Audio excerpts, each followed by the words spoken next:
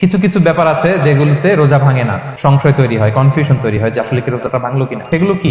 এক নম্বর হচ্ছে ভুল করে যদি কেউ খায়। দুই নম্বর হচ্ছে এটা বিবাহিতদের জন্য, বিবাহিতরা ফিজিক্যাল ইন্টারকোর্স যদি করে দেহ থেকে সিমেন আউট হলে রোজা ভেঙে যায়, কিন্তু স্বাভাবিক মেলামেশাতে রোজা ভাঙে না। তিন নম্বর ওয়েট ড্রিঙ্ক, বাংলায় বলে স্বপ্ন দোষ। ঘুমের মধ্যে এমন কিছু দেখলেন ফলে আপনার সিমেন আউট হলো, আপনার রোজা ভাঙবে না, শুধু আপনি ঘুম থেকে উঠে ফরজ গোসলটা করে নিলেই হলো। চার নাম্বার হচ্ছে ব্লাড টেস্ট, ব্লাড টেস্ট করলে রোজা ভাঙে না। পাঁচ নাম্বার হচ্ছে অনিচ্ছাকৃত বমি। ছয় নম্বরে নোজ ব্লিডিং, নাক দিয়ে রক্ত ঝরলে মানুষের রোজা ভাঙে না, আনলেস যদি অনেক বেশি অ্যামাউন্টের হয়, আপনি ক্লান্ত হয়ে পড়েন, তখন তো আপনি রোজা ভাঙতে পারেন। সাত নাম্বার রোজা রেখে দাঁত ফেলতে পারবো কিনা, দাঁত ফেললে যে রক্ত বেরোয় এতে রোজা ভাঙে না। আট নাম্বারটা হচ্ছে ইনজেকশন, রোজা রেখে ইনজেকশন দেওয়া যাবে কিনা। কিছু কিছু ইনজেকশন দেওয়া যাবে, কিছু কিছু দেওয়া যাবে না। কোনগুলো দেওয়া যাবে না?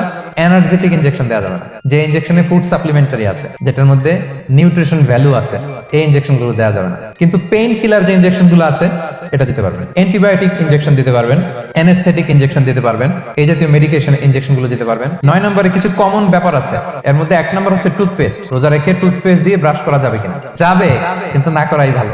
আই ড্রপ দেওয়া যাবে। এরপরে ডায়াবেটিক পেশেন্ট যারা আছে তারা ইনসুলিন দিতে পারবেন, এত রোজা ভাঙে।